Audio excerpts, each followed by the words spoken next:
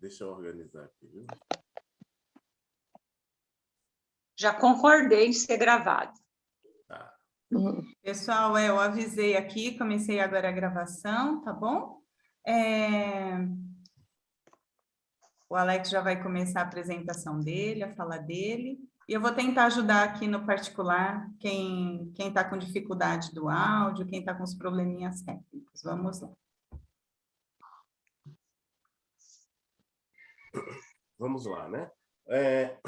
A gente hoje vai fazer... Acredito que se a gente conseguir terminar hoje, porque houve uma mudança dos módulos, né? A gente elaborou na programação, digamos assim, são 6, se eu não me engano, são 6 temas.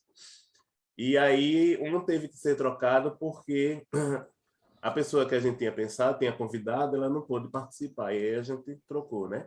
Mas a gente começou esse curso de aprofundamento, né? E o propósito dele era justamente,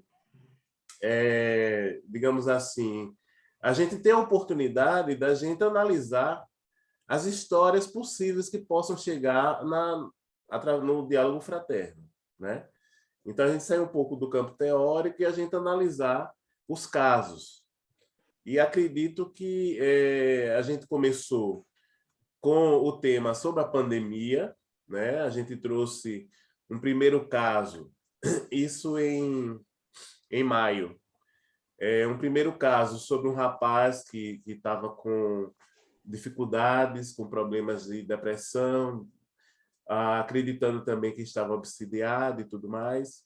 E aí nós apresentamos o caso bem simples e aí a gente começou a analisar e investigar, né? Tentar descobrir, tentar desdobrar a história e abrimos depois para o grande grupo para o que cada um consideraria, gostaria de colocar, né? Que seria importante na orientação do caso desse rapaz.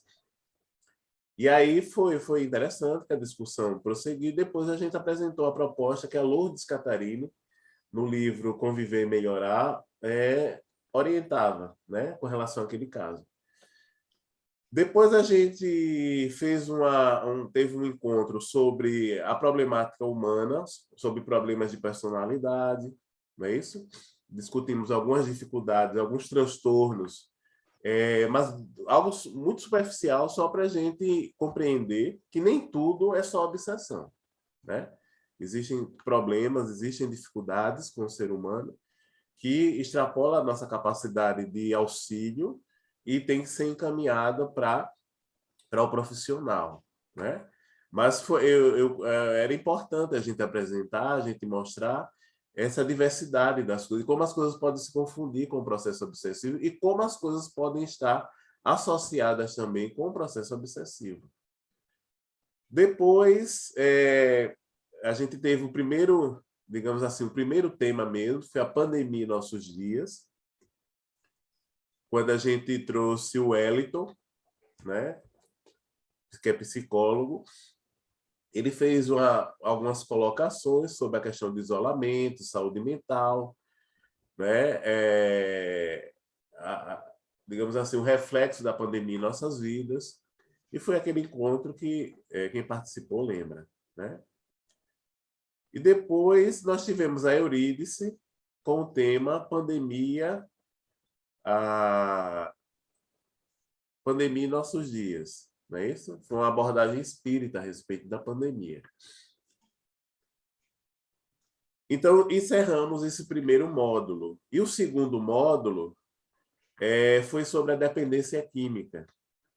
Nós trouxemos também um caso. Não, esse daí a gente não teve o caso. A gente já trouxe a Vânia, que é psicóloga, né? E aí ela trouxe o relato de da experiência dela como psicóloga, né? Por isso que eu não coloquei o estudo de caso, porque eu considerei que os casos que ela ia trazer seriam muito interessantes para a gente refletir, para a gente analisar, né? E depois eu fiz uma abordagem sobre o tratamento da dependência química, integrando a questão da saúde e a espiritualidade, ou seja, no que é que o centro espírita pode colaborar. Então, foram esses 2 módulos, né, que a gente fez. Para o ano que vem, a gente pretende trabalhar a temática depressão e suicídio, conflitos de relacionamentos,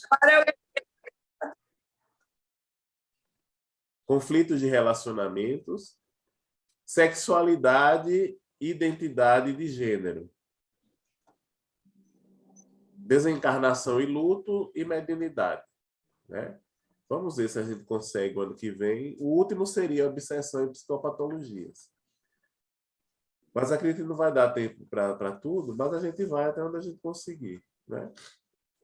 E eu gostaria de saber, de abrir aqui para vocês, como vocês se sentiram, né? Como foi para vocês essa experiência no curso de aprofundamento, com os casos, as abordagens que a gente fez, o que é que a gente pode melhorar para o ano que vem, o que vocês acharam que ficou faltando, alguma abordagem que vocês talvez tenha sido, digamos assim, não tenha atendido a expectativa. Podem se colocar. O Alex, bom dia. Bom dia. Tudo bem? Tudo bem com vocês? Bom dia a todos. Alex, a única pergunta que me ficou com relação à última palestra, ao último ensinamento, foi com relação à atitude da avó, que ela acaba abandonando o problema porque ela não conseguia mais resolver. Então, essa atitude com relação a uma pessoa que está cuidando, qual deveria ser, se ainda ela tem responsabilidade sobre isso, espiritualmente falando ou não? Isso é uma questão muito ampla, sabe? Porque depende, está sempre dependendo do livre-arbítrio do outro, né? A família faz o que pode com relação vamos falar da dependência química, né? Faz o que pode. Eu vou aproveitar, né, e utilizar a experiência que a gente está vivenciando, que a gente vivenciou, né, e dentro de casa, né? Ou seja, o que minha mãe fez, minha mãe e eu também, o que a gente pode fazer pelo meu irmão, a gente fez, entende? A gente fez até um ponto em que o psicólogo falava o seguinte: essa forma de abordagem que vocês fazem, ela muitas vezes, em vez de ajudar, ela dificulta ainda mais. Porque enquanto o outro fica percebendo que vocês estão o tempo todo cercando ele, né? E com a atenção voltada para ele, ele não toma nenhuma atitude, porque o que ele quer é exatamente isso, a atenção da família, né? E aí a gente tentou da forma como a gente achava que podia ajudar, e fazia um monitoramento mesmo, não era mesmo uma perseguição, porque a gente tinha medo. Mas chega um momento na família que isso se torna exaustivo, chega no limite. Minha mãe disse assim: olha, eu não tenho mais condições alguma de saber informação do seu irmão, nem de falar mais nada para ele. E aí ela percebeu que ela sentiu. Ela disse: o que eu pude fazer por ele, eu fiz. E agora eu abro mão dele. Né? Para uma mãe, sabe quanto é difícil isso? E eu vi outras mães também no centro que tinham a mesma experiência. Algumas abriram mão do filho. Quando a gente diz abrir mão, é deixar eles entregues à própria escolha. Né? E não ficar mais naquele cerco que não traz benefício algum. E o interessante é que o psicólogo ele tinha falado uma coisa, e foi até o próprio Wellington, né? O Wellington foi psicólogo do meu irmão, e meu psicólogo também. Ela estava muito próximo da família. E ele falava muito para minha mãe que ela precisava perceber ele como um espírito eterno. Que a forma de ficar cerceando ele, cercando ele, dava o efeito contrário do esperado. E o interessante, quando a minha mãe, depois de quase 15 ou 20 anos, parou de ligar para ele todo dia e deixou ele entregue, foi muito interessante, porque eu nunca tinha visto meu irmão ligar para minha mãe. Porque aí ele disse, o que está acontecendo? Esse pessoal ficou a vida inteira atrás de mim, e agora ninguém liga para mim, ninguém... E aí ela disse, só que ela não foi até aí só. Ela disse, não traga nenhuma informação mais do seu irmão, que eu não quero saber. Nem quero saber, nem tenho condições psicológicas para poder tomar nenhuma atitude. E aí eu fiz isso. Eu fiquei em contato com minha cunhada, né, para saber como ela andava e tudo. Ela me contava, mas eu nunca passei para minha mãe. E o interessante é que eu acho que no mês passado eu falei para vocês que ele tinha ido para Piedade e se internar com o meu sobrinho, com o filho dele, né? E passaram 2 semanas e fazia tempo que eu não conversava com ele. Eu notei que o WhatsApp dele, depois que ele voltou para Maceió, eu mandei mensagem, ele não respondia. Eu já achei um ponto positivo. Nas redes sociais eu não vi ele mais. Eu digo, ele deve estar seguindo os passos do que foi orientado. E depois eu conversei com ele. E ele me contou que foi na clínica, foi uma experiência transformadora na vida dele. Ele disse que nunca tinha passado e ninguém nunca tinha falado com ele daquela maneira. Porque reuniu a equipe de profissionais, de psicólogo e psiquiatra. Primeiro foi... Isso é com todo interno, né? Primeiro foi com ele, depois foi com o meu sobrinho. E aí eles colocaram ele numa sala e aí eles começam um processo de diálogo coletivo pesado, né? Para que venha à tona realmente os motivos e para que ele fale e coloque para fora tudo que o que ele nunca falou. E ele entrou num processo assim, de muito nervosismo, de muita raiva, de fúria, que quebrou até umas mesas lá, mas isso já é esperado, sabe?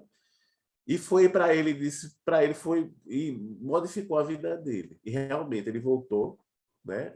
Acho que já fez mais de um mês. Ele está bem, teve que cortar todas as relações de amizade, todas, e refazer a partir de agora, porque são amigos de infância dele, envolvidos com o tráfico, com o crime, né? Com todo tipo de coisa que não leva ninguém para frente, né? E meu sobrinho bambiou um pouco, mas está se mantendo também. Eles têm atividades ainda com a clínica pelo WhatsApp, semanalmente, onde eles se reúnem, conversam e tudo mais. Ou seja, foi preciso que a família, de certa maneira, abrisse mão para que ele percebesse que estava ele com ele mesmo. Porque enquanto a família fica naquela superproteção, né, isso dá um efeito contrário. E a gente precisa entender que ele está no uso do livre-arbítrio dele. Só que isso soa para a família, para o conceito de família que a gente tem no Brasil, principalmente, de que abrir mão de um parente, de um filho, de um neto, é como se tivesse se desligando ou como se tivesse abrindo mão de um compromisso que você assumiu na espiritualidade, se for espírita. Só que o compromisso ele envolve a orientação e até onde você pode ir. Mas não você ir além do que você não dá conta. Entende? Então, depende de cada situação, né? De repente, a avó abriu mão porque ela não tinha condições, abriu mão porque simplesmente desistiu, ou pode ter, ela abriu mão porque viu que seria o início do levantar dele. Então, tem essas questões, né? Se alguém quiser falar, pode se colocar. Compreendeu?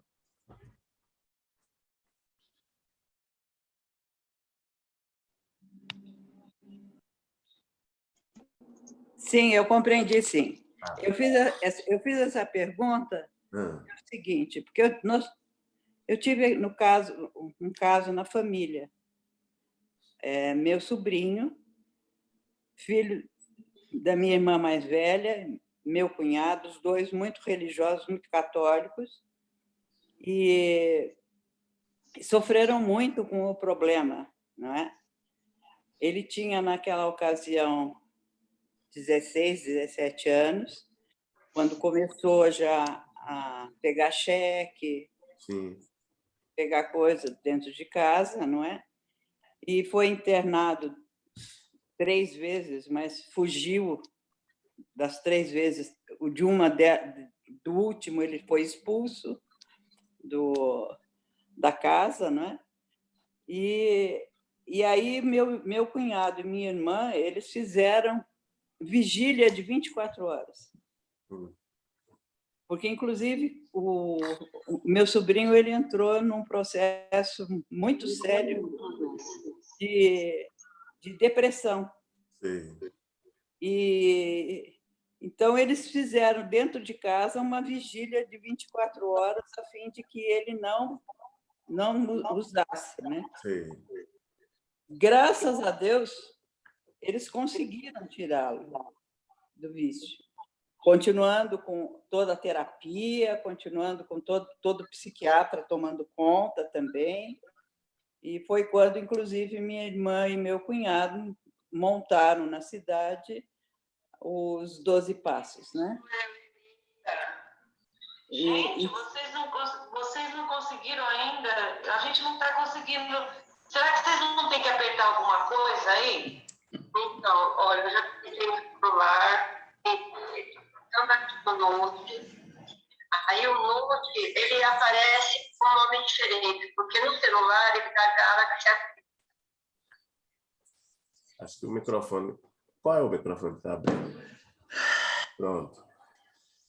Pode falar, viu? Então, e aí me ficou, né? Essa questão acabou ficando na minha cabeça, entende? Com relação a qual é a responsabilidade, né, dos pais ou da pessoa que toma conta, e você esclareceu muito bem, muito obrigada. E, na realidade, entendi realmente isso, que o importante, né, é a gente entender que somos espíritos e temos o livre-arbítrio. Se nós queremos ir por aquele lado e não tem jeito, o outro não tem como modificar. Não é? Muito obrigada, viu? Aliás, você explica muito bem as coisas. Obrigada, Alex. Bom, querido. Eu penso que talvez um dos temas que nós precisemos estudar com intensidade é acerto e erro, né? Porque penso eu que nós ainda estamos vinculados a uma ideia, especialmente nós religiosos, entre aspas, né? Entre bem e mal, certo e errado, enfim, como se tudo estivesse nesse processo binário aí de, né, ou bem ou mal. A gente usa pouco, lida pouco com a ideia de escolha. Você até mencionou aí livre-arbítrio, né? E escolha é um caminho, não é o acerto ou o erro, é um caminho. Esse caminho vai levar a X ou Y, né? Quer dizer, todos os caminhos levam à responsabilidade. Olha, você entrou por aqui, esse caminho vai dar na rua tal, no endereço tal, não, você entrou por ali, bom, esse caminho vai dar... Enfim, é sempre uma escolha, sempre um caminho. E a gente fica muito com essa história de certo e errado, sempre na culpa, né? Quer dizer, o que eu não fiz? O que eu precisava ter feito e não fiz? E aí entra outra vez a questão da escolha. A escolha implica necessariamente em abandonar algum caminho. Se você escolhe um, o outro fica, né? Você não pode ter os dois caminhos ao mesmo tempo. Então, me parece que a gente, todos nós, pais, talvez mais, mães, mais e mais e mais, ficamos nessa angústia, né, de certo e errado, fiz, deixei de fazer, e aí muita culpa, né, que não resolve em nada, só acumula as questões. Por isso, penso eu que A filosofia oriental chama muito para a ideia do agora, né? Então, é agora, vamos olhar o que está acontecendo, e aí fazer a escolha diante do que é possível fazer, né? Nesse momento, o caminho que eu vejo é esse. Neste momento, pode ser que lá na frente, amanhã, eu veja outro. Então, esse processo de trabalhar-se para evitar a culpa, porque nós ainda, só mais um pouquinho, mas nós ainda estamos vindo de um processo em que a gente se sentia muito vinculado à ideia do mal, talvez, né? Do mal nesse sentido de que não me interessa o que é o melhor, mas não é o nosso processo hoje. O nosso processo hoje é queremos o melhor.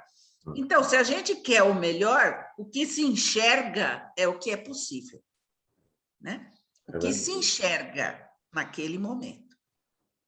Oi, Euridice, eu acredito que a nossa concepção, essa sugestão que você está dando a respeito dessa relatividade, né, do que é certo, do que é errado, eu acho que a gente precisa refletir muito dentro da casa espírita essa questão.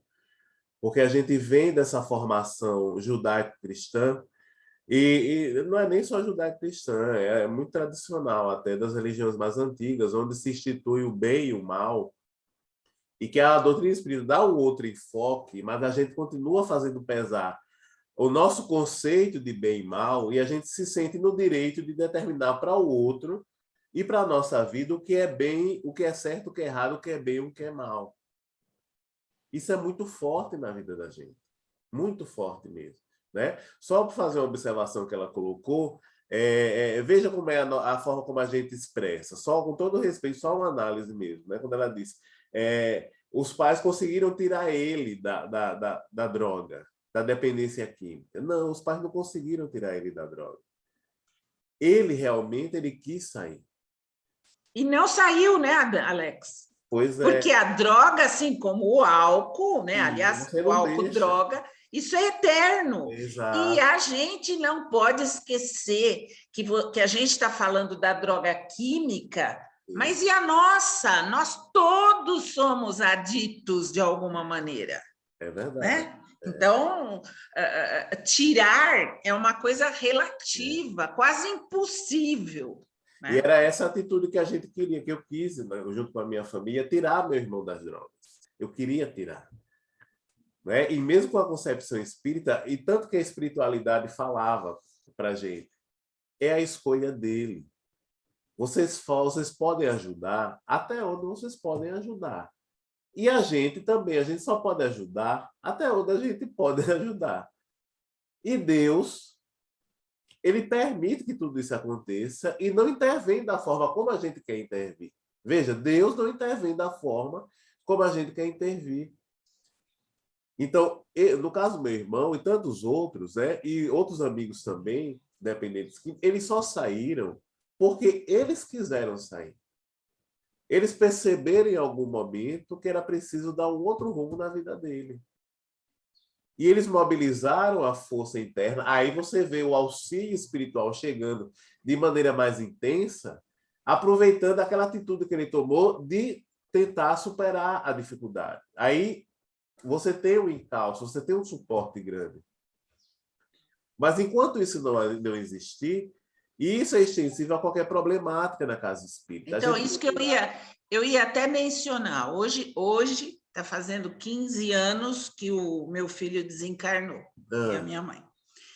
E, como vocês sabem, ele era adotivo e aos 6 anos ele estava me enlouquecendo com tudo que fazia, deixava de fazer, enfim, difícil, muito difícil. E eu fui à casa espírita, que era muito íntima, né? Tanto a casa quanto as pessoas que estavam lá, recebeu alguma orientação espiritual. E a primeira, antes mesmo que eu falasse qualquer coisa, porque era uma pessoa muito íntima, quando eu entrei na sala, a pessoa me olhou e falou, eu nem tinha dito porque eu estava lá. A pessoa me olhou e disse, escolhas, essa é a palavra. Ele, filho, está num momento onde ele tem que escolher um lado. Agora, você veja, toda a definição é ele tem que escolher um lado. Ele tinha 6 anos. Ele tem que escolher um lado. Então, o que competia a nós? É lógico que hoje eu estou entendendo isso. Lá atrás, doía muito pensar em que, não, mas ele não vai fazer o que eu quero, não, mas ele não faz o que eu peço, não, mas ele não... Enfim, a dor era muito grande naquele momento, mas hoje dá para entender essa fala, esse alerta do mundo espiritual, dessa escolha. Ele veio, e ele morreu aos 18 anos, ele veio para escolher. E no momento, quer dizer, qual que era o nosso papel? Oferecer, eu penso hoje também, né? 15 anos eu estou falando, de minhocação aí, digamos, né? Ele veio para fazer escolha sobre um lado, de que lado ficar, o que fazer, o que eu vou escolher. Competia a nós oferecer ou mostrar, iluminar um dos caminhos. Né? Então, vejam que é muito forte essa ideia da escolha, né? De cada um de nós. Nós todos nos definimos por fazer escolhas, e o que compete ao outro é o que dá para fazer. Né? O que dava para fazer no meu caso? Mãe e pai, né? E irmãos, e evangelho, e passe. Enfim, a gente dava esse suporte, o resto era dele. E é interessante isso, nessa experiência ainda. E veja que não tinha nada de droga no meio, né? Pois é. Veja que interessante. Num dado momento, a gente às vezes fica tão desesperado que a gente apela tanto para a espiritualidade, né? Pede tanto a Deus. O familiar, a pessoa está com problema. A gente pede a Deus, a gente, se possível, pede 3 vezes por dia. E, se possível fosse, a gente ainda diria a Deus como a gente gostaria que ele agisse, para tirar o nosso ente querido daquela situação. E eu estava nessa angústia, e um amigo espiritual me disse: Alex, é preciso ter calma e paciência. A gente está ajudando. Tempo. Só que precisa, ele falou isso, só que precisa de tempo, e muita coisa você não vai saber. E muita coisa não vai acontecer como você está esperando. E muita coisa você vai continuar se perguntando. Isso, exatamente. E aí ele disse, muitas vezes é preciso que haja uma piora profunda para poder a dor mobilizar ele, para ele levantar novamente. Só que a gente quer tirar a pessoa num processo que é rico de aprendizado da dor profunda. A gente quer anestesiar. A gente não quer que o nosso irmão, que o nosso filho, que o nosso marido, que a nossa esposa não passe por aquela dor. Só que a dor é o medicamento que ele precisa para reconfigurar a rota dele. Essa perspectiva que o plano espiritual tem, e a gente luta muito por compreender 10% dessa rota, porque a gente quer determinar todas as etapas. E aí a gente começa a cercear o outro, achando que essa pressão que ele vai sofrer, isso em qualquer problemática, seja obsessão, seja droga, o que for. Como se essa pressão que a gente faz desse algum resultado. E muitas vezes dá o resultado contrário do que a gente deseja. Então é preciso a gente considerar o campo de escolha das pessoas. Acredito que o papel do dialogador fraterno, né, é dar o suporte, é dar o amparo, é dar o apoio, né? A informação. A informação é convidar para o esclarecimento, mas a gente não pode intervir no campo de escolha das pessoas. A gente não pode apontar, dizer que isso é certo, que isso é errado, faça isso, faça aquilo, não. Porque, gente, a gente tem tempo para aprender isso. E é preciso maturação para que isso aconteça. Quando a pessoa chega na casa espírita, não é a última a última oportunidade da existência dela no universo, dela ser salva, vamos dizer assim. Não é. É um ponto importante que pode somar. A gente pode não ver o resultado agora, breve, ou nessa encarnação, mas é uma semente que é plantada agora, vai germinar daqui a um século, daqui a 50 anos. Eu nunca esqueço o professor Ney Lobo quando ele dizia: o processo da educação é um processo profundo e lento. É como se a chuva que cai na terra é absorvida pela terra e compõe um lençol freático, né? Só que a gente não vê essa água ressurgindo na terra, porque o lençol freático vai jorrar em outra região que a gente não vê. Mas a água continua sendo absorvida pela terra. Então, toda a contribuição da família, toda a contribuição da experiência da Eurídice com o filho dela, de tantas mães, de tantos pais, foi uma contribuição, foi uma vivência importantíssima. Se durou 1 ano, se durou 2 anos, se durou 6 anos, se ele tomou caminhos complicados, se ele complicou mais ainda a encarnação, mas aquela experiência ela foi verdadeira e ela fica registrada na alma. Ela pode não frutificar aos nossos olhos. Mas aí os pais têm essa dificuldade, né, de assumir essa questão da culpa e achar que as escolhas que os filhos fazem está atrelado ao seu poder de atuação na vida deles. E aí se sente culpado. É muito comum. A Vânia mesmo falou, é muito comum. As mães são as que mais atrapalham no processo de recuperação das clínicas, ela disse.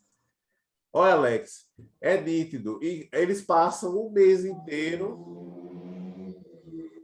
Internados. Internados. Internados. Quando eles entram no sistema, né, de disciplina, tá tudo legalzinho ali, estão respondendo. Quando é visita da família, no outro dia a gente já sente a consequência. Desestrutura tudo, porque eles utilizam os mecanismos de persuasão que existem na família, né? Os boicotes, as negociatas, as mães tratando eles como se fossem impotentes, como se fossem coitadinhos, como se fosse, é meu filho. Ai, tadinho, está passando por tudo isso. E aí quer evitar o processo de maturação deles. A Vânia disse que na segunda-feira é o Deus nos acuda das clínicas. Porque a família desmonta tudo. Eles voltam a ser...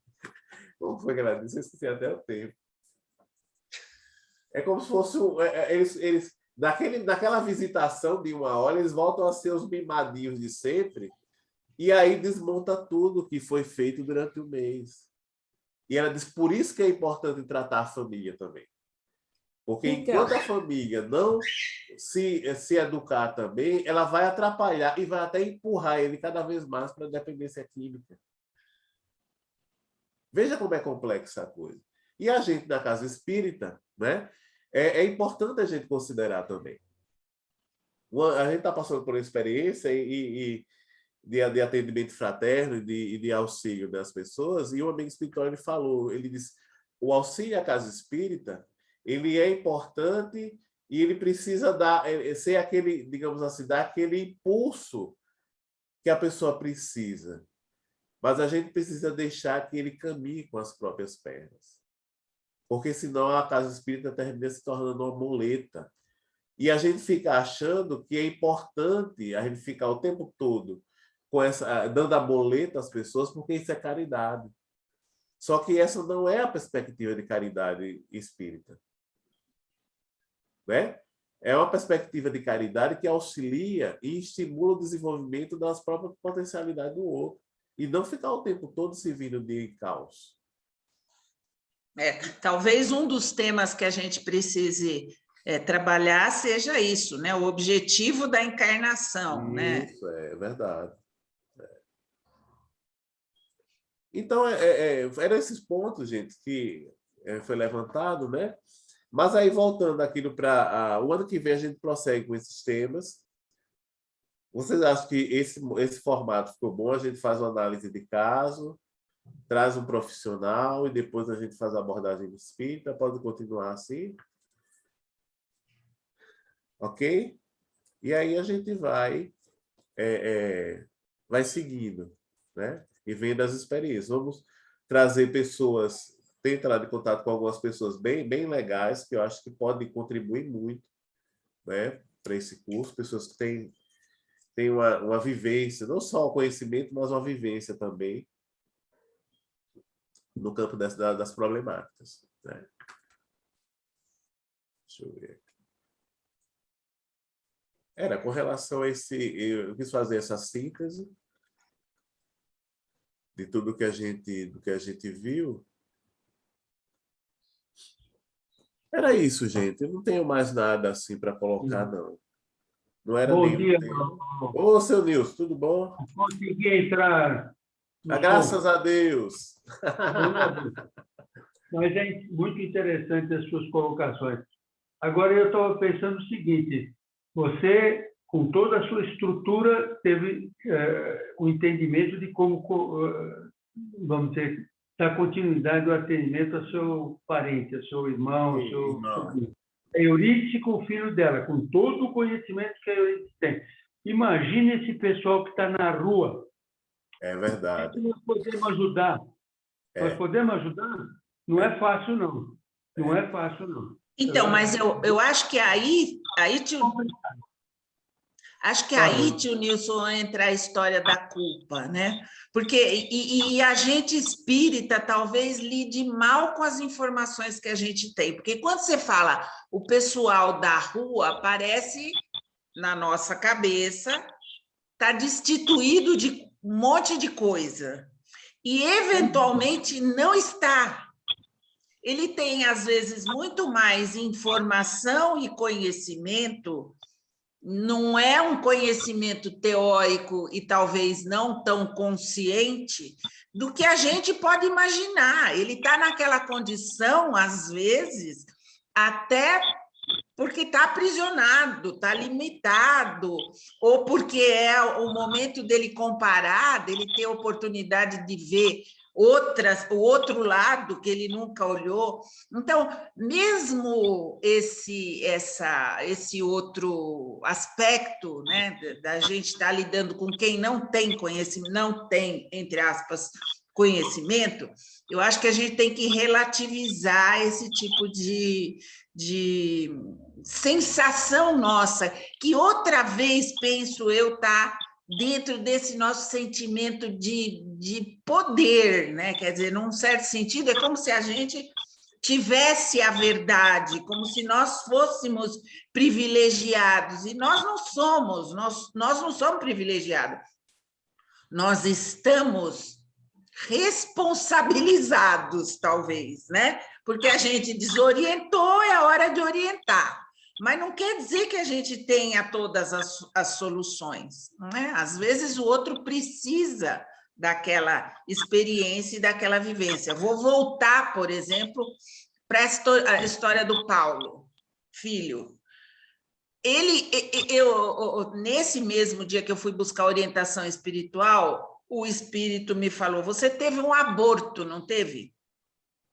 Tive. Antes do meu quarto filho biológico, eu tive um aborto, que foi um sofrimento assim, emocional, moral imenso.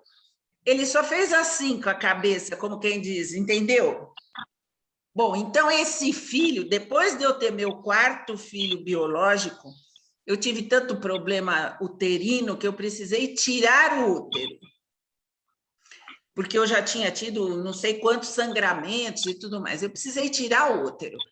Portanto, eliminar a possibilidade de ser mãe biológica. E aí vem o filho adotivo. Então, quando a gente diz, mas por que ele não podia ser biológico? Porque ele parecia fisicamente comigo, inclusive, sendo adotivo. Por que ele não podia ser biológico? Por que ele teve que passar fome? Por que ele teve que passar frio? Por que ele teve que apanhar? No caso dele, ele apanhou, ele tinha marcas de cigarro. Por quê? Porque a gente fica com um monte de porquê. Mas tem uma resposta. Tem um porquê que eu não podia controlar. Então, quando a gente diz, mas é coitadinho, e depois a resposta do escolhas. Como é que eu vou fazer escolhas se? Né? Então, nesse sentido, eu penso que a vida, a gente precisa incorporar um pouco mais as ideias espíritas. É lógico que tudo fica muito fácil quando está longe, 15 anos depois. Tudo fica mais fácil quando você vê longe, um processo você vê de cima.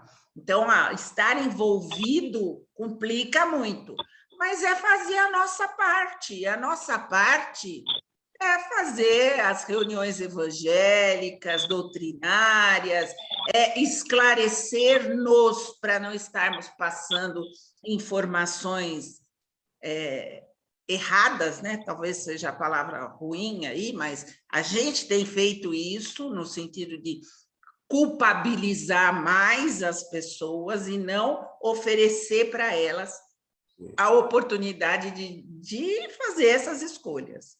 Ô, Iris, você fez uma colocação interessante, porque, veja só, a gente estuda tanto, né? Quantos estudos a gente faz quando a gente estava no presencial? A gente faz na casa espírita, né? E é preciso a gente ter essa... Eu acho que sempre falta alguma coisa. Eu sempre senti isso nos estudos. Porque a gente faz um estudo, parece que a gente não se insere nos estudos.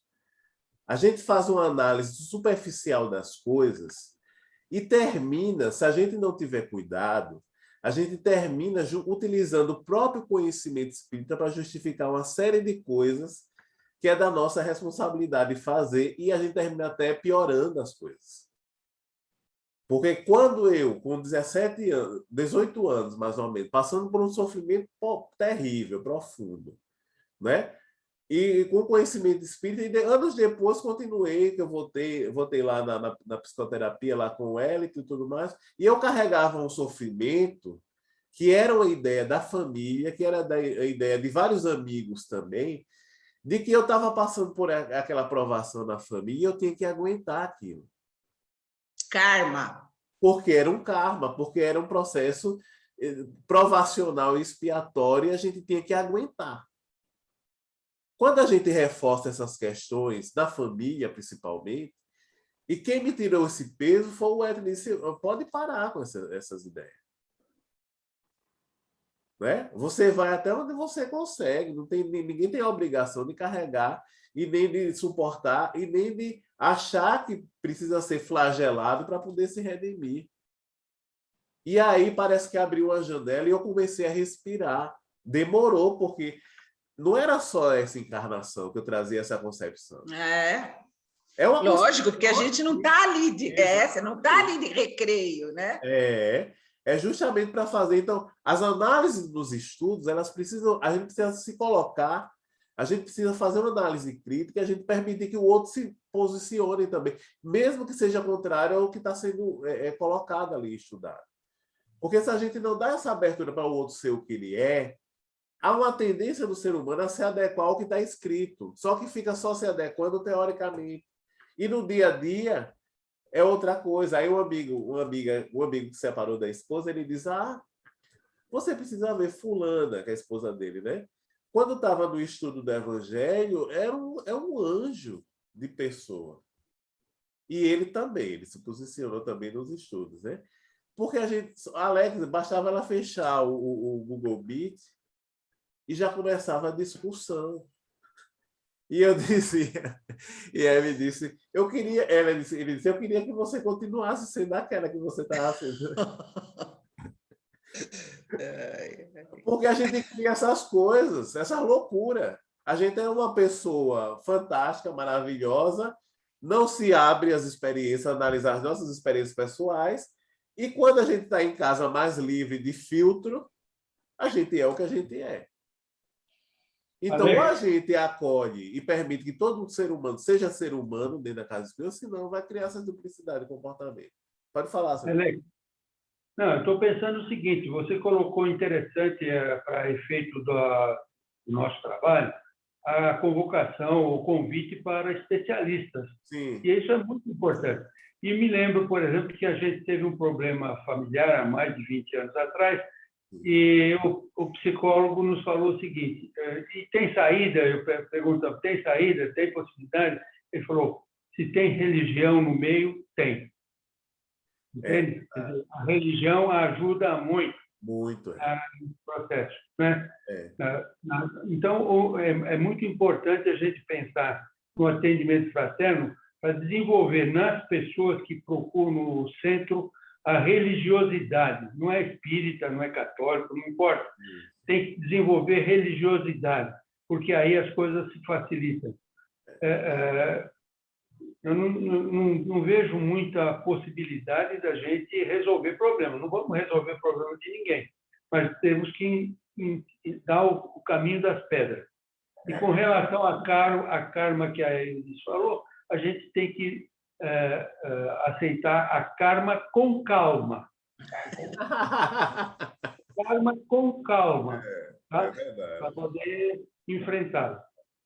Você disse, foi uma coisa que a Vânia colocou aqui. Lembram vocês que um dos pontos importantes é que na clínica, na recuperação, eles precisam optar, você tem um leque de opções no campo da espiritualidade, né? Depende da clínica. Tem clínica que oferece várias opções. Tem clínica que oferece o culto ecumênico, que serve para qualquer... Mas é obrigatório, eles têm que escolher um. O Alex, e aí entra um outro aspecto que eu acho que nós precisamos trabalhar, né? Que precisamos trabalhar como atendentes, que é o diferente, que a gente não sabe lidar de jeito nenhum. E o diferente tem valor. Aliás, esses dias eu ainda li alguma coisa do próprio Emmanuel falando que a diversidade garantiu que a gente chegasse até onde a gente chegou. Não é ser igual. E se é ser diferente, olhar para esse diferente e valorizar esse diferente, nossa, é um exercício do tamanho de um elefante, né? Porque a gente gosta do que é igual. E é preciso gostar desse diferente também, né? Valorizar esse diferente. A gente tem muito esse perfil ainda do catequizador, está muito arraigado na nossa forma de ser. Né? Eu tenho uma amiga que tem muitos filhos adotivos e tal, e um deles enveredou pela droga, mas aí trata e tudo mais, virou pastor. Ela é espírita até o último fio de cabelo. E ela tem que conviver diariamente com esse filho pastor. Olha só. Que ela tem que valorizar muito, porque foi ser pastor que tirou ele da droga. É verdade, é sim. E ele usa um outro olhar, mas é um olhar... Não é o mesmo olhar, mas é um olhar que está levando ele a fazer melhores escolhas. Nós não temos essa facilidade de lidar com o diferente. Bom, vide a nossa situação social. Então, lidar com o diferente tem que ser um tema para a gente estudar também. Eu acho que é melhor chamar, cadê a tia Ilse e o tio Nilson, chamar todo mundo para a oficina, viu? A gente trabalha isso toda semana. É verdade. E é interessante que a maioria das clínicas de recuperação elas têm a orientação evangélica, né? E interessante que é muito do que eles precisam de uma coisa intensa, né? Na época que meu irmão estava em casa, que o pastor foi lá na casa da minha mãe, eu que liguei para ele. Eu digo, o senhor pode vir aqui? Ele, posso sim. Não, é porque eu falei para ele, né? É que meu irmão ele tá pedindo para o senhor vir aqui. Se o senhor puder trazer mais alguém. Não, e realmente ele foi à noite lá, com muita fé, é interessante. O carinho não é só por questão de convertê-lo, não. Tem os que têm esse perfil, né? Mas você sentia na vibração o carinho por ter sido também um dependente químico e saber o que ele estava passando. O carinho, a atenção, a abordagem, sabe? Tudo isso eu percebi. E aí ele realmente conversou, e foi um impulso para o meu irmão naquela época, era da igreja presbiteriana, né, ele. E aí, só que o pastor quis também, não, eu queria conversar com você, com você e com sua mãe também. Eu disse, olha, irmãos, nós somos espíritas, né? Não, mas eu queria, vocês não poderiam aceitar? Eu digo, olha, eu convidei o senhor para conversar com ele. Aí eu também fui bem claro. A gente já tem a nossa escolha, então o senhor tem toda a liberdade, tem a casa inteira para fazer o que o senhor... A gente vai ficar lá na cozinha, né?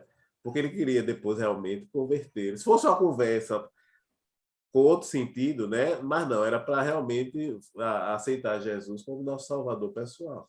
Então, mas aí é preciso... Eu me convertia. Não tinha problema. Então, mas o que eu digo nesse caso, o filho da minha amiga se converteu e caminhou por lá, mas é isso, cada espírito precisa de uma linguagem, cada religião é uma linguagem que vai tocar, é que nem uma música, essa pega, essa não pega. É verdade. Então, é preciso, no caso de religião, mas eu penso que em outras questões é a mesma história, é preciso que a gente aceite, olha, isso está dentro da ideia das escolhas, né? Sim. Que é isso, a escolha de cada um é aquilo que toca na alma. E o que toca na alma nem sempre é o que toca na sua alma. Né? Eu fico pensando que nós, como atendentes, né, geralmente não é não é a pessoa que está com o problema, não é o viciado que busca ajuda, geralmente são os parentes, né, os familiares. E eu acredito que entra muito no que vocês já comentaram, porque tem esse sentimento de culpa, de querer saber onde errou, o que deveria ter feito diferente. Então, eu acho que nós, como atendentes, a gente fica numa situação bem delicada, porque a gente pode orientar a ter fé, fazer oração, fazer o evangelho, enfim, mas a gente nunca vai ter certeza se vai surtir o resultado que eles estão esperando, que é que o filho, né, ou o familiar se afaste dos vícios, se afaste das drogas e consiga ser curado, né, porque é uma doença. E a gente não tem como garantir, a gente não tem como dar essa certeza, principalmente porque é outra pessoa, né? É o filho, é o irmão, é o parente que está buscando, né? E veja, Vanessa, nosso último tema lá na oficina foi empatia. E por que a gente trabalhou empatia? Porque empatia é o primeiro passo para o perdão, mas não o perdão do outro. E o primeiro passo para o perdão do outro é o perdoar-se.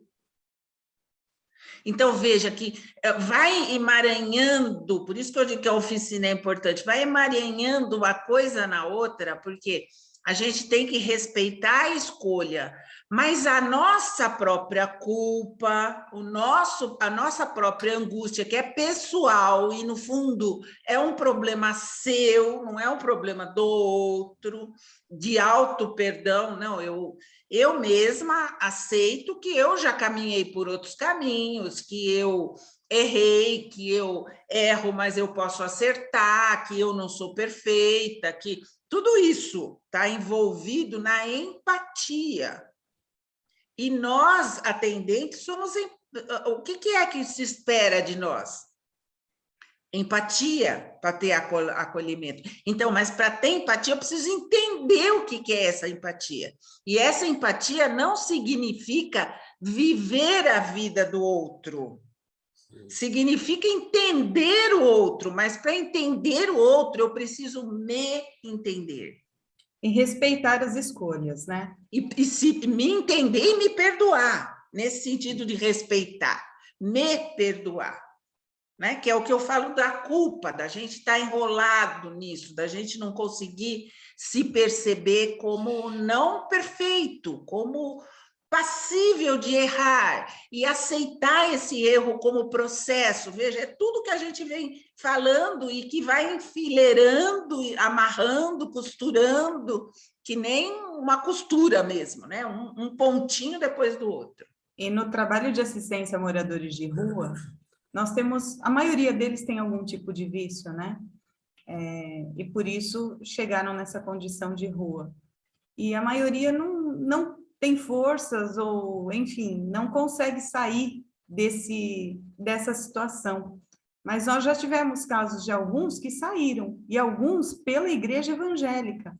E nós ficamos muito felizes, porque o importante é que eles saíram, que eles conseguiram, né? Por isso que eu brinquei, eu me converteria. Gente, eu acho que uma mãe por um filho é capaz de muitas coisas, né? Nem que fosse para daí um tempo, quando, você tá bem? Eu vou voltar. Acho que é o André Luiz que fala que contra a reza de mãe não tem quem aguente. A gritaria é tão alta lá em cima, tão alta, que até dá jeito. Eu também acho, mas tem toda a questão que a gente está colocando aqui, né? Tem toda uma programação espiritual, tem muitos fatores que a gente, enquanto aqui encarnados, desconhecemos, né? O porquê que nós precisamos desconhecemos e nem sempre respeitamos. Estou falando como mãe. Sim. A gente desconhece e não respeita. E sofre por causa desse desrespeito, né? Sofre a gente e faz sofrer. Nós queremos que Deus atenda às nossas preces, né? Nós queremos... Mas a gente quer também ensiná-lo como ele deve fazer. Sim. Né? Além dele responder, a gente ainda quer dar assim, meu Deus. Tipo já, né, Alex? Agora. E eu gostaria que a ajuda fosse assim, faça assim, assim e assim. Né? Gente, deixa eu compartilhar uma experiência que o nosso grupo está vivendo agora. A Ivone e a Eurídice vão lembrar bem de quem é. Eu fui procurada por uma mãe para que atendesse o filho, e ela tinha descoberto... Bom, primeiro ela me relatou que ele já tinha um problema, que ele era bipolar, tal, mas que ela tinha descoberto recentemente, porque ele tinha mudado de atitudes dentro de casa, e ela foi conversar com o psiquiatra que trata dele, da bipolaridade, e descobriu, porque ela descobriu que realmente ele estava usando drogas. E aí ela pediu que se podia colocar o filho no grupo e tal. Aí, quando ela me disse que a idade do filho, eu falei, não, então eu vou precisar conversar com ele, né? Ele tem 42 anos. Eu falei, então a senhora fala com ele, se ele quer participar do grupo, e aí eu vou conversar com ele para inteirar ele no grupo, se ele quiser. E aí ele quis, veio, falou comigo, e aí ele reiterou todos os problemas que a mãe tinha dito, do fato de ser bipolar. Ele disse das drogas, que ele estava usando drogas, enfim, ele contou todo um histórico lá. E aí, enquanto ele foi falando tudo para mim, eu falei para ele que sim, ele seria atendido pelo grupo e tal, mas aí eu fiz uma pergunta para ele, porque ele me relatou que tinha um problema de ser bipolar, estava fazendo tratamento, me relatou o problema das drogas, e aí, de antemão, ele aceitou ir para o grupo. Eu perguntei para ele o que ele esperava do grupo, dele ser aceito no grupo e ser atendido pelo grupo. O que ele esperava? E a resposta dele foi estudo e conhecimento. Eu até comentei depois com o nosso grupo e tive muitas respostas que a Eurídice deu aí, que a Eurídice nos ajuda muito no grupo, com a experiência que ela tem, e ele está no grupo, ele não perde uma reunião, perdeu uma só, depois ele justificou por quê, e tem muita sede de conhecimento, ele quer conhecer, ele quer saber das coisas. Então, eu acho que eu, como grupo, não como a mãe, vejo tudo isso que vocês estão dizendo aí, da parte da escolha dele, de uma maneira separada da família, se prontificar a conhecer outras coisas, a de se descobrir, entendeu? Eu acho que vem bem a calhar esse atendimento que o grupo está fazendo com tudo que está sendo dito aqui.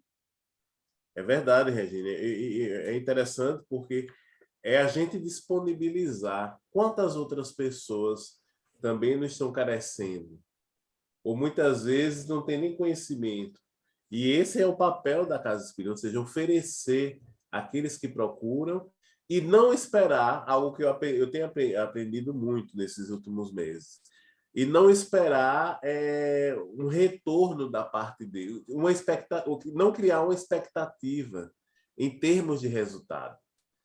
Eu acho que o nosso papel e a nossa tarefa é a aplicação e a vivência do princípio da caridade nas nossas ações e não criar expectativa em relação ao outro. Por outro lado, Alex, você tem razão, não adianta querer expectativa e essa expectativa pode levar a gente a dar com os burros na água, mas conhecer os processos, digamos, né?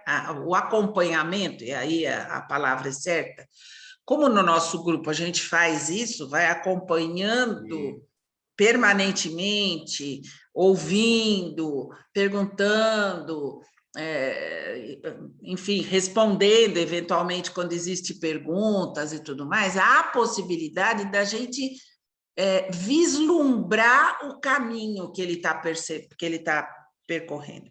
E isso não por ele, é por nós. Vislumbrar o caminho talvez nos faça aprender um pouco sobre esse respeito.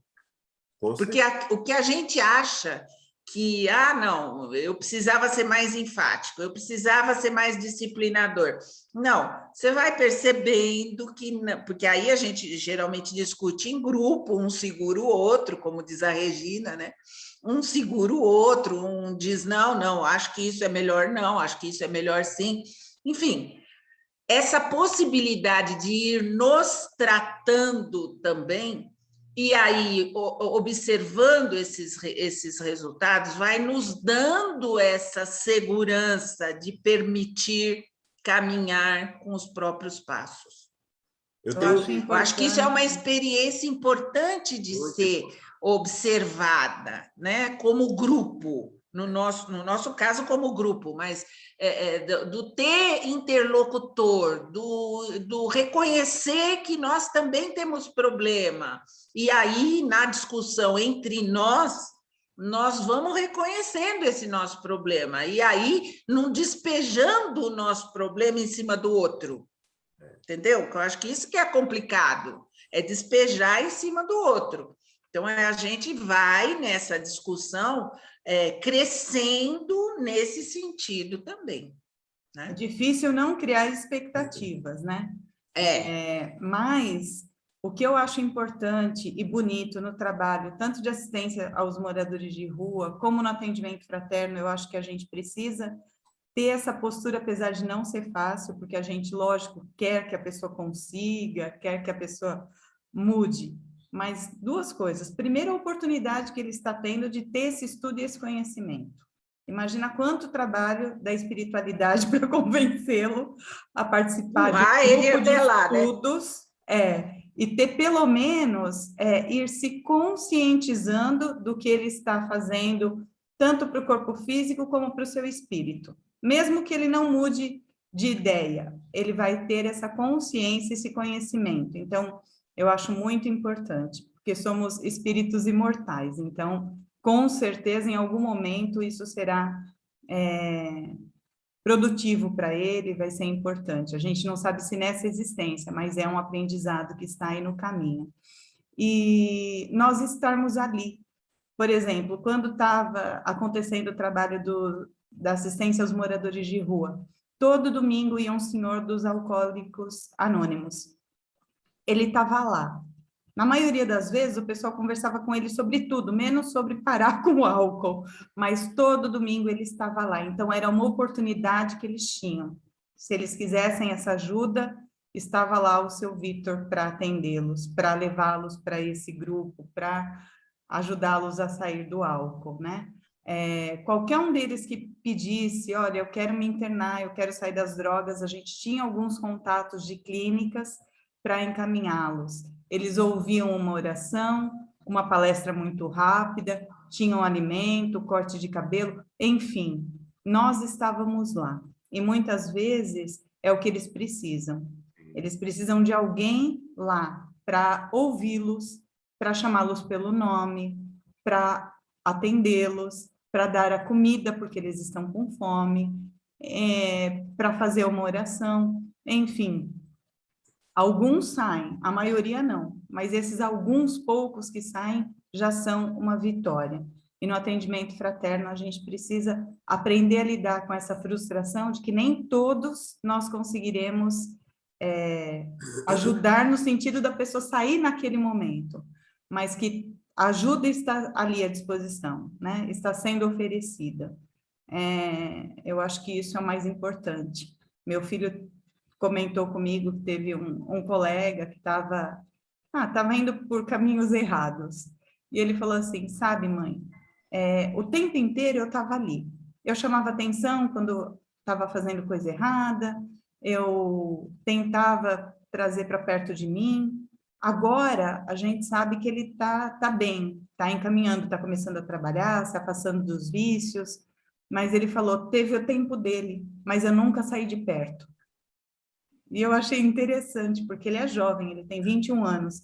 Ele falou, às vezes a pessoa precisa saber que tem alguém ali, que o tempo todo vai estar ali, que a hora que ele quiser sair, ele tem alguém para ajudar. Ele é jovem, mais velho, hein? Eu também acho. Para algumas coisas ele é bem idoso. Vocês estão falando dessa questão do apoio, né? É tão interessante isso. Ontem, aquele amigo que eu falei para vocês, que usou cocaína há muitos anos, né? Ontem ele veio aqui com a namorada, ele está super bem, muito bem mesmo. E é interessante que eu estava sentado no mesmo local onde a gente sempre sentava, eu digo, nossa, mãe, se fosse alguns anos atrás, eu nunca acreditaria que a gente poderia hoje estar aqui nessa situação. Para você ver como é. E ele não precisou de clínica, ele foi paciente da Vânia, mas durante um período só. Mas ele conseguiu transformar, né? Hoje está bem integrado na casa espírita, nas atividades espíritas, entende? E eu fiquei impressionado, esse poder transformador digamos assim, que a doutrina espírita nos proporciona, né? Porque não é só o conhecimento, gente. Não é só passar informações, né? É o momento, é toda a situação que se cria. Eu falei do professor Ney Lobo, e para mim ele é uma referência, ele já desencarnou lá do Paraná. Ele dizia que o momento de educação na escola espírita ou na casa espírita, ele chamava de um metaprocesso de interação com o plano espiritual, onde você tem o elemento principal, que é o educando, você tem o educador, que são os facilitadores, monitores, professores, palestrantes, e você tem ali o suporte espiritual ligado ao educando e ligado aos educadores também. E você tem todo um ambiente propício que se cria, né? Por isso os insights do momento de estudo que o facilitador tem, as perguntas que o educando faz, tudo isso é um processo que envolve uma mecânica, vamos dizer assim, fantástica de atuar. Ou seja, é o melhor momento em melhores condições para o aprendizado, para que ele entenda, para que ele levante questionamentos que vão despertar nele sentimentos, conscientização. Por sua vez, o monitor facilitador que se preparou também, está sintonizado com os amigos espirituais do educando e dele mesmo, que está no processo de autoeducação. Veja que coisa magnífica. Por isso que eu estava vocês falando, quantas pessoas, eu estou há 9 anos no COEN, no Obreiros, né? E a gente conhece muita gente, faz muitas amizades. Muitos continuam na casa espírita, mas muitos deixam. Mas é interessante que depois, vez ou outra, mandam uma mensagem, pessoas que eu nem lembrava mais. 6 anos depois, ele diz, rapaz, eu não estou mais na casa espírita. Mas aquelas aulas, aquele momento no COEN marcou a minha vida para toda a eternidade. Eu nunca esqueço, porque eram verdadeiros. né? Eram os mais simples possíveis, o mais... Tanto que até um amigo meu disse, vocês ganham quanto para essas aulas que vocês... Eu tomei um susto, né? Eu disse, como assim? Alex, agora eu preciso contrariar você. A gente ganha infinitamente, Alex. É verdade, Cris. Olha, o que a gente ganha de conhecimento, de experiência, de amizade é fantástico. Impressionante. Aí ele disse, não é possível, vocês dedicam preparar as aulas todas e vocês não ganham nada da Casa Espírita? Eu disse, não. E como assim vocês fazem? Eu digo, olha aí, rapaz, ao fazer isso, o que a gente recebe na vida dele é tão grandioso que qualquer remuneração seria nada. E também é amor, é dedicação, e a gente acredita na causa e na proposta. Ele ficou impressionado. Ele não tem preço, né? É impagável. É impagável. Mas aí toda vez que eu encontro com ele, ele diz, rapaz, eu tenho saudade do pessoal lá. Então, isso marca, e a gente pode oportunizar isso às pessoas. Ô, Alex, eu vou voltar à ideia da autoformação como atendente fraterno, né?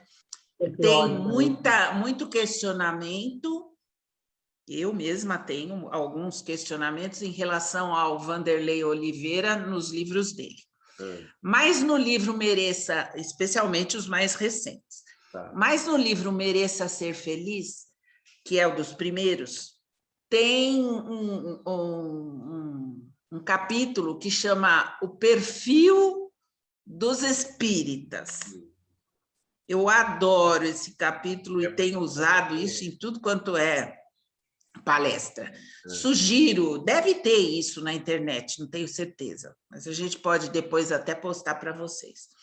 Sugiro que leiam, porque o capítulo, teoricamente, é o Caiba Schutel falando, que ele vai para o mundo espiritual, fica sabendo que existem estudos antropológicos a respeito de como tratar, e é lógico, a gente faz isso na escola, por que não lá? Né? Então, eles fazem estudos antropológicos sobre como trabalhar os grupos aqui, né? Qual o currículo que nós vamos dar para esse povo aí, né? Para poder aprender. E aí, qual é o currículo que dá para esse grupo que ele caracteriza como sendo os espíritas? E eu acho essencial, porque você vai lendo um capítulo, lendo as características de como são os espíritas, essas características apontadas por ele lá, pelo Caiba Schutel, você vai se encontrando e você vai vendo, nossa, eu sou assim, nossa, eu sou assim, nossa, eu faço isso, nossa, eu faço aquilo, tá? Tudo isso desemboca, a descrição que ele faz do grupo, com todos os problemas que tem, que nós temos muitos, tudo isso desemboca na ideia de que Jesus pensou, eu tenho que arrumar alguma coisa para mexer com esse grupo que está insuportável, né? Quer dizer, eu falo uma coisa, eles distorcem. Eu proponho outra, eles vão por outro caminho. Tá? O que eu vou propor para eles, para que eles caminhem, ou pelo menos vejam outros caminhos? E aí propõe-se a codificação do Espiritismo. Quer dizer, quem são os maiores devedores, os maiores compromissados? Nós, os espíritas. Né? Porque eu até costumo usar nas palestras esse argumento, que é, para os outros, um capítulo bastava. Para nós, precisou 5 livros e depois 400 do Chico, mais 400 do Chico, mais 150 do Divaldo, e assim vai. Quer dizer, a nossa... Para de pôr culpa em nós, Eurici. Para de pôr culpa em nós. Para com isso. Não, mas não é culpa. Eu estou dizendo para a gente se reconhecer como necessitado. Nós não somos privilegiados. Sim, hoje, se a gente consegue entender, mas o nosso antecedente, é de gente que usou o cristianismo para desencaminhar. Então, é preciso que nós tenhamos... E é lógico que isso está em nós.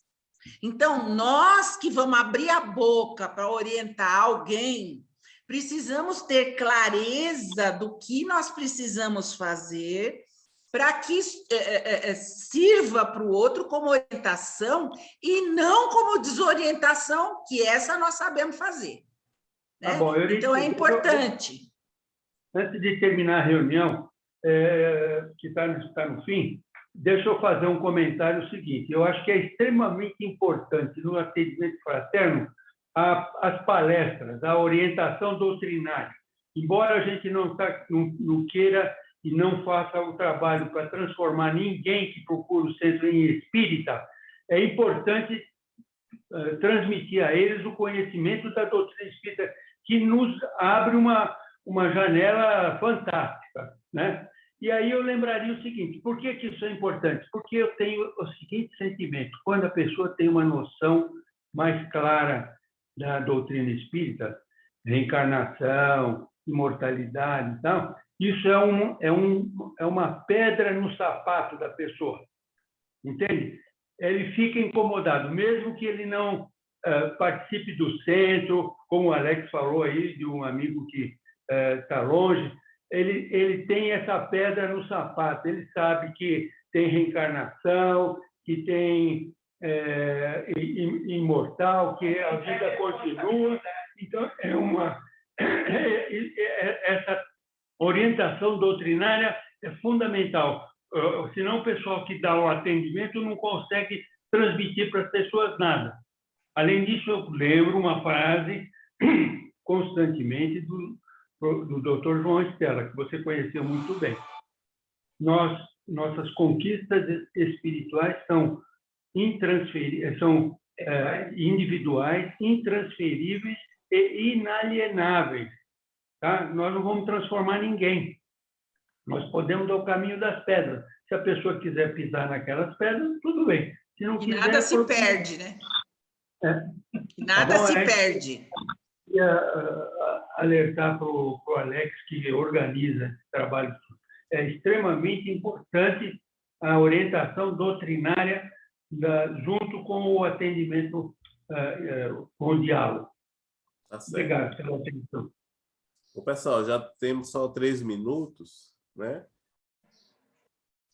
Tem as pessoas que não falaram, se quiserem colocar alguma coisa para a gente encerrar, tá? A Rosana, Ivani, Maria Helena, Dona Ilza, a Cris, a Cecília. Bom, o que eu tenho a falar é que eu assino embaixo tudo que vocês falaram aí, só tenho a acrescentar, porque eu acredito em todos os pontos aqui que foram colocados, né? Mas, assim, eu ainda não tenho a minha experiência em fazer atendimento fraterno, né? Estou fazendo curso aqui. Mas, assim, eu acredito em tudo isso que foi colocado, a Euridice, que a gente tem que... A questão da empatia, do respeito, tudo, que ninguém vai mudar ninguém mesmo, ninguém consegue convencer ninguém, cada um tem o seu livre-arbítrio. E, então, para mim, hoje, né, esse dia aqui foi um dia que só reforçou aquilo que eu acredito também, entendeu? Que tem que ser feito, que a gente tem que encarar as coisas, né? E, puxando o gancho de tudo que foi falado aí, é ver que realmente nada é por acaso, né? A gente tem que ter essa certeza que tudo que acontece na vida da gente, nada é por acaso. Tudo tem um porquê, né? Embora muitas vezes a gente não aceite, fica indignado, fica ressentido, fica magoado, mas é isso aí. É assim mesmo. Alguém mais?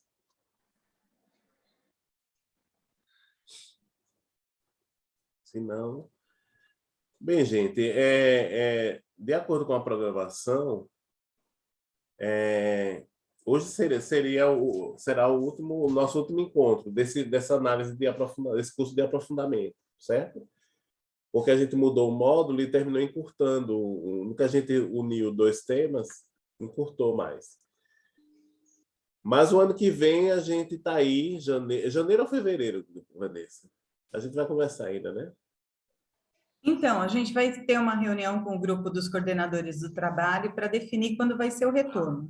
Se não vai ter dezembro, a gente vai fazer uma nova programação.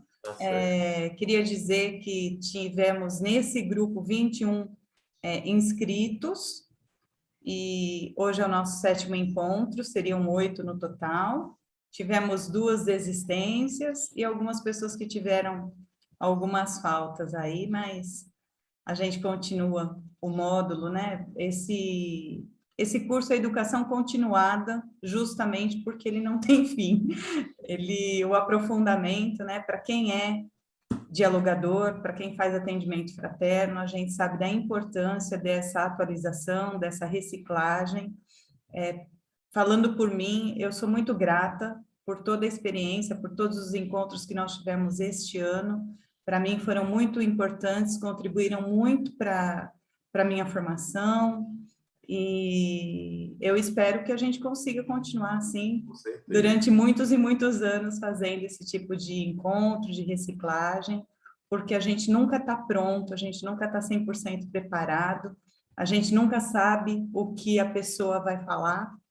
Nós tivemos esse ano um caso muito interessante, eu vou comentar sem citar nomes rapidinho, mas uma pessoa que já tinha tentado suicídio, que estava pensando em suicídio novamente, tinha síndrome do pânico, enfrentou vários problemas, e a gente fazendo atendimento, né, e estava desempregada. Aí ela falou bastante, a gente deixou ela desabafar, falar tudo o que ela queria. Aí chegou no final, eu falei assim, bom, e eu gostaria de saber qual é a sua maior preocupação hoje para a gente focar, né, no que é mais importante para você, o que você gostaria que nós te ajudássemos, como nós podemos te ajudar. Ela falou, o mais importante para mim hoje é conseguir um emprego. Eu iria tomar um caminho completamente diferente, entendeu? Para mim, o mais importante era tratar a síndrome do pânico, a depressão e os pensamentos suicidas. Para mim, né? Eu já ia começando por aí. E ela falou, para mim, o mais importante é eu conseguir um emprego. Então, a gente precisa ouvir e a gente precisa estar aprendendo sempre muito. E aí a gente focou mais nessa parte, né? Tentamos direcionar para essa parte. Ela, graças a Deus, já conseguiu o emprego. Mas, assim, era o mais importante para ela. E para mim, né, como dialogadora, começando ainda, né? Eu falei, ai, meu Deus, o mais importante é ela ter vontade de viver. O mais importante é focar nisso, né? O que eu vou falar, o que eu vou trabalhar. Então, esse estudo é extremamente importante para todos nós. Era isso que eu queria deixar como depoimento e meu agradecimento a todos que participaram com a gente. Que bom. Passo a palavra aí. A Clara não falou, a Ana Cecília, a Lia comentou ali no chat, o Christian. Já que a gente não vai ter dezembro, a gente atrasa um pouquinho hoje.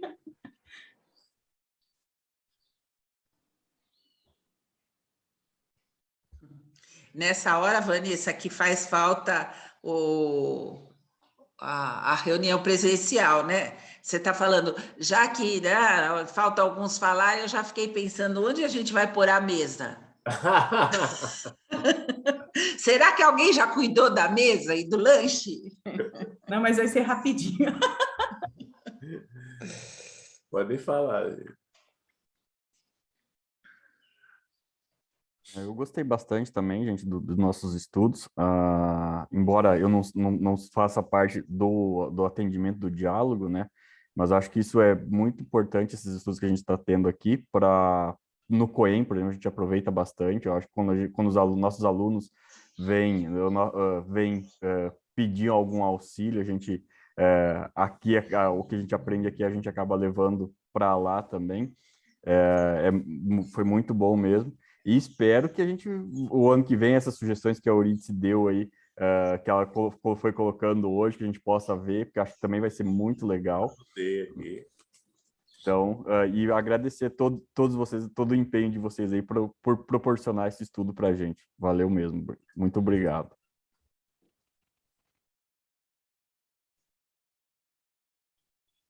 Clara, Cris, Lia. Minha avó falava assim, parlare não parla, ma prestano attenzione. Eu estou com atenta, ou com os ouvidos bem atentos. Obrigada pela colaboração de todos, viu? Foi muito útil. Alex, eu acho que os estudos foram ótimos, mas eu adorei muito as experiências que foram compartilhadas, tanto dos palestrantes como dos colegas aqui do grupo. Foi muito bom. Muito obrigada. Tá, joia. Eu também, Alex, só agradecer. Só trouxe experiência, né, crescimento para todos nós. Gostei muito mesmo. Estou muito grata, viu? Que bom. Também quero agradecer, Alex. Muito obrigada pelo estudo. Realmente foi muito importante. Comecei há pouco tempo na área e estou adorando a experiência. Aprendi muito com os comentários, com o estudo. Muito obrigada, viu?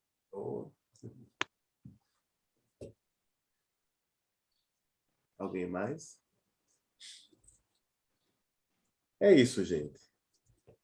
Que 2022 está logo aí, a gente possa retomar e a gente vai informando a vocês. Acredito que a gente vai marcar uma reunião com os coordenadores para a gente organizar toda a programação, né? Todas as sugestões também que foram dadas, incluir, e vamos seguindo, ok? Pode. Eu posso falar só mais uma coisinha? Pode. Não, assim, agora é fora, né? Assim, porque eu entrei até um pouquinho antecipado, mas eu fui cair na outra sala, demoraram um tempão para me transferir, e eu cheguei, já era 9h15, 9h20, vocês já estavam conversando. Então, eu não sei, assim, se tem como criar 2 salas individuais, tem que ser uma sala só e um transfere para o outro, é isso que eu entendo? Nesse sistema aqui do Zoom, cria um link e aí as 2 salas. Eu te joguei para cá, Rosana, só que aparecia que você não estava aceitando o convite. E aí ficou assim. A não ser que a gente mude, volte para o Google, né, no próximo ano. Esse sistema aqui é um pouco diferente, né? Foi recomendado pela casa, foi comprado, feita uma assinatura pela diretoria da CEOB e a gente tentou se adaptar. Porque o Google também não permite reuniões com mais de 1 hora. E, então, a gente está tentando se adaptar a esse sistema. Mas ele tem algumas coisas que a gente ainda está aprendendo a lidar, né? E eu te jogava para cá e eu via você cinza, como se você não aceitasse o meu convite. Aí, acho que eu até te mandei algumas coisas no particular. Vamos vendo se a gente consegue melhorar. Com relação à questão do Google, né? Nós fizemos uma assinatura do Obreiros pela USE, e com relação a tempo, não tem problema mais, né? Então acho que a gente pode pensar, gente, é menos sofrimento para todos os participantes, se a gente fizer no Google, né? Então eu vou passar para o seu Nilson, a dona Ilza hoje ficou escondidinha, mas eu vi que ela participou. Ah lá, tá ali. Saudades. Dá um salve para a dona Ilza. Então, tá fechado o microfone. Tá fechado o microfone do seu Nilson. Aí eu vou passar para o seu Nilson fazer o nosso encerramento, a nossa prece final. Bom, eu falei que foi muito boa a reunião. Obrigada aí a participação, os casos também são bem elucidativos. Obrigada, gente. Tudo de bom. Pode falar, seu Nilson. Vou fazer a prece de encerramento, é isso? Isso. Tá bom. Eu acho que essa nossa prece tem que ser de gratidão, né? É verdade. Acima de tudo, é gratidão por tudo que tivemos oportunidade de ouvir, de conhecer, as opiniões valiosas dadas durante a reunião e a assistência espiritual, certamente, que deve ter acontecido. Nós somos, nesse ponto, somos privilegiados, né? Nós recebemos sempre intuições oportunas, importantes e sadias para o desenvolvimento desse trabalho. E um aspecto importante é agradecer a oportunidade de ser voluntário. A casa nos oferece essa oportunidade que nos é dada para trabalhar em favor do próximo. Isso é inestimável. A gente não consegue avaliar a importância disso no nosso aprendizado nessa encarnação. Então, agradecemos a orientação espiritual e agradecemos o trabalho do Alex, da Vanessa e de todos que oportunizaram essa reunião tão proveitosa. Que Jesus nos ampare hoje e sempre. Que assim seja. Assim